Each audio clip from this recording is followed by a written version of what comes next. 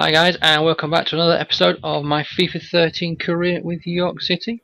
Going to get this schedule advanced and get this FA Cup game with Manchester United underway as soon as possible. We'll sim that game and then we will play through the second leg of the EuroLeague game against Man City. We beat Man City 2-1 in the first leg the other day. So hopefully we can take that winning mentality into this game against Man United, but we have to sort out the Ecuadorian squad. Apparently I've already done it. Okay, monthly scouting report, here we go. 85 max, 94. We'll sign him up. 87, 83, we'll keep going. Right, here we go. 64 to 92. Yeah, we'll just keep scouting them for now. Get this advanced, and like I said, get this game with Man United simmed. And Bonaparte is a top scorer in the FA Cup with 6 goals for Man United. Can't see anyone from York in there. Okay, right, let's probably keep the team. Actually, I'll check the team. I was going to keep it the same, but I may rest a couple of players. Wow, yeah, energy for a few. Kurt Zuma will give you a rest, and Thiago Medeiros a game. DeCilio, you can come in. We'll give Haymes a game. And a Welbeck. Form's okay for you. Baker will bring Pascal Lemaire in. Muriel. Any others of my strikers who are in form? Son is in form. Wow, but he's got low energy. I've got to go with Canteros then.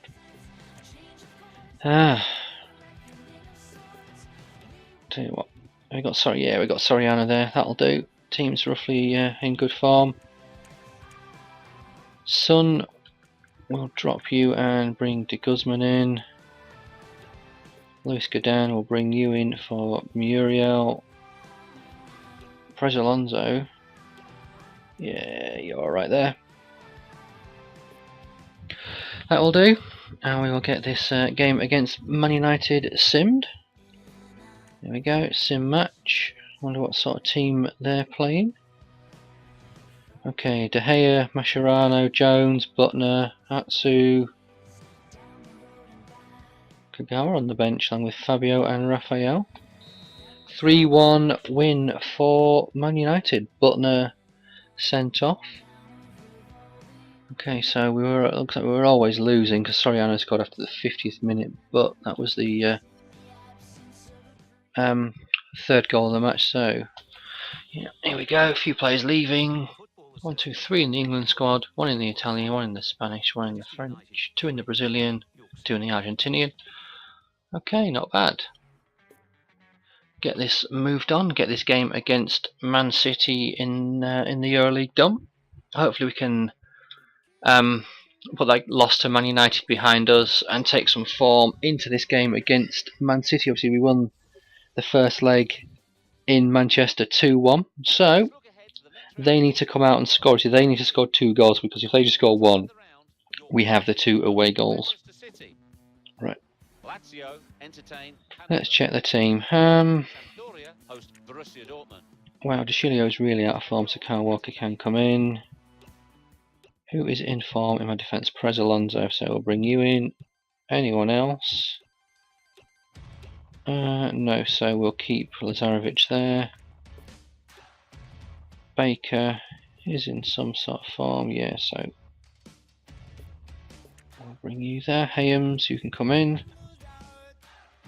Wow, Haymes, you need a rest. Son can go there. Muriel can come onto the bench. Who for? Let's have a look. Wow, Myombe is out of form. Kurt Zuma onto the bench. DeCilio will drop you completely and bring Shori up. And a Welbeck. Yeah, Pascal Lemaire will drop you down to the bench and Nana Welbeck can come in. All good. And we will get this game done against Man City. See what team they're putting out today. I wonder if they've got any players back from injury. And Tillerman's still in goal, so Hart is still out. Aguero and Royce up front. Well, I've got Guidetti, Silva, Hart and Ricky all out. Rodwell, Asamoah, Sinclair, Oxlade, Chamberlain. Not bad. And so I've got Nasri on the bench as well. Oh, I can't be asked. Well, I wish in FIFA 14 you just wouldn't have those. You wouldn't have those little exercises there. You have the option to do them in the game, so you don't elsewhere. So you don't want to have to do them in the actual gameplay in career mode. You just want to get rid of it. Right. We need an early goal, or at least just to keep possession until half time. Oh, it's a shocking ball. But there's been a couple of games played today. It's the first two games of the Barclays Asia Trophy. Spurs got beat 3-1 by Sunderland. Very impressive performance by Sunderland. Obviously, the pitch had a few things to say. Obviously, the wow, did he miss that, Rodwell? Yeah, the pitch wasn't the greatest for the both games today, to be honest. Torrential downpours in Hong Kong meant that both games were only 40 minutes each half, which it wasn't too bad, but the pitch was absolutely diabolical. Standing water all over the especially down one of the halves and down one flank, but both teams seemed to do well. Spurs looked good at times, I thought, but also obviously it wasn't. I wouldn't have called it the full strength team. Yes, the defence was marginally strong. Obviously Dawson and Corker started the game. Vertonghen came on, went off after 5 minutes with an injury, although no one knows how long he's actually injured for right now. There were rumours that he got asked if he wanted to go back on.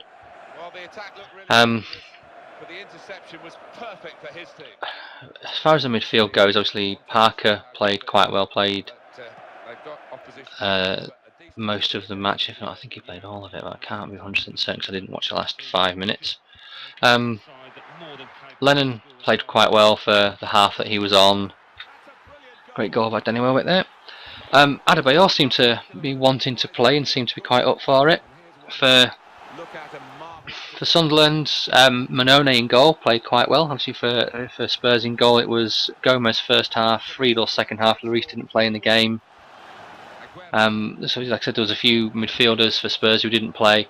Stephen Fletcher up front for Sunderland was still out injured, so he didn't play. Altidore and Sessegnon played up front. Sessegnon looked a handful again, looked to strike up a good partnership with Altidore, although there were a few howlers from Altidore. I felt a couple of chances he could have put them away. For Spurs, Andros Townsend, once again for me, failed to impress. Yes, he impressed when he was at QPR, but he had a couple of chances in the game where he should have passed, and as he always done and as he always has done, he likes to go it alone. And there was one attempt in the second half he should have passed. He was trying to go through on goal. There was 3 other Spurs players. There was Sigurdsson, Adebayor, and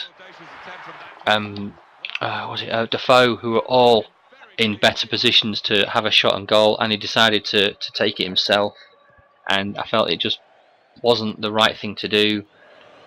He needs to stamp that out of his game. Danny Rose obviously was on loan at Sunderland last season, played well at left back. For Sunderland, Wes Brown looked very handy, but back from injury, scored as well. Sessegnon, as I mentioned, played well. Altidore didn't really have the greatest game, but when he came on for Sunderland, looked good. Looks like he could be. I wouldn't say an impact player, but he's going to be more for long term. I don't really think he's going to be. He's going to be a game breaker a game changer this season for Sunderland. Larson played well. Gardner looked really good. There was I don't think who else there was. There was one more for the the two wingers, Johnson and the Italian Gianchini.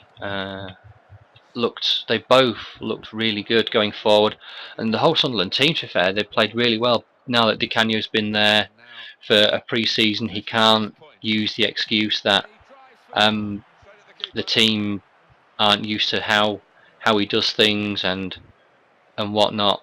The team are used to how he does it. He's moulding the team to how he wants. You can tell they look a lot fitter to Sunderland than what they did last season. They're just the work ethic, and in the second half they played a lot better than Spurs, and they seemed to want it more, and they were more alive and more available. Could be a good season for Sunderland. I'm not saying they could. I think a EuroLeague place may be out of the question for them, but a top, maybe definitely a better finish than last season. You'd think is how it's looking for Sunderland at this moment in time. It depends who else they bring in. Manone is obviously was started in goal. Westwood's the other keeper they've got. He was a bit hit and miss when I've seen him in a couple of times, but I've not really seen that much of Westwood. Obviously, Mingale was a huge play for them, and him going is a huge loss. But they managed to bring in some good quality players. You think they are still missing one or two.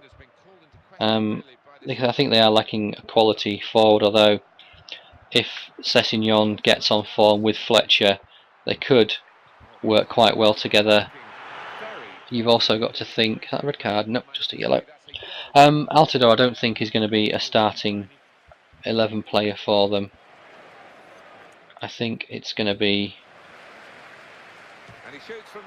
I think it is going to be Sessegnon and Fletcher up front. Should Fletcher be fit, and when he is fit, I think he will start more than Altidore. It's just how it seems to be for him.